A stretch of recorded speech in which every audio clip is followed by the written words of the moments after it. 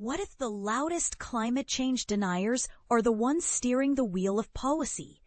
It's a troubling reality playing out in real time as the Trump administration's environmental agenda unfolds. But here's where it gets controversial.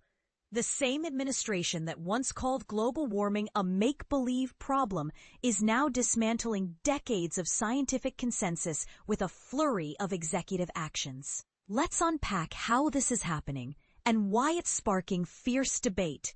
Soon after reclaiming power, President Trump, who famously solicited oil executives for campaign cash and dismissed climate science as a hoax, launched a sweeping offensive against climate regulations. Executive orders flooded the desk of agencies like the EPA and NOAA, slashing budgets and greenlighting fossil fuel expansion. The Environmental Protection Agency, now led by a former state legislator with a history of climate skepticism, moved to erase the 2009 Endangerment Finding, a landmark decision that linked fossil fuel emissions to public health risks. This reversal, critics argue, was backed by a dubious report from climate contrarians, not peer-reviewed science. And this is the part most people miss. The administration isn't just rolling back rules, it's actively stifling renewable energy. The Interior Department's consultations on wind and solar permits have caused delays that could cost the U.S. a shot at leading the clean energy revolution. Yet the facts are irrefutable.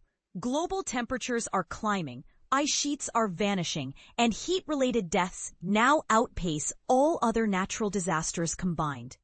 Hundreds of studies, including NASA's climate assessments and the National Climate Assessment Report, confirm that human activity is the main driver.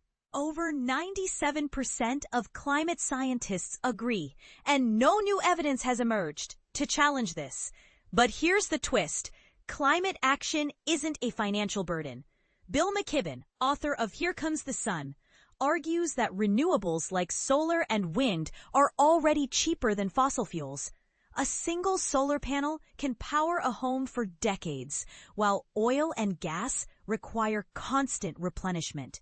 In 2024, 92.5% of new global electricity came from clean sources. And even red states like Georgia and Texas are leading the charge. Meanwhile, China's clean energy investments now rival the oil giants of old, leaving the U.S. playing catch-up. The stakes?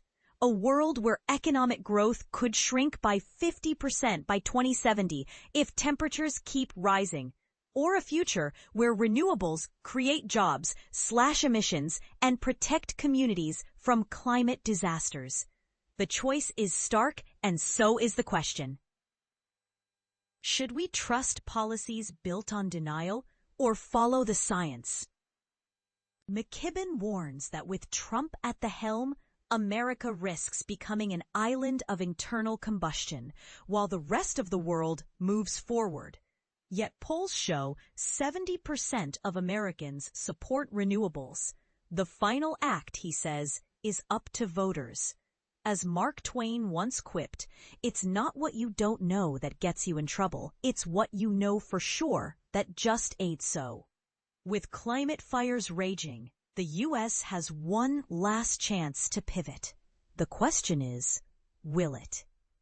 Share your thoughts below. Do you see this as a crisis or an opportunity? Let's ignite the conversation.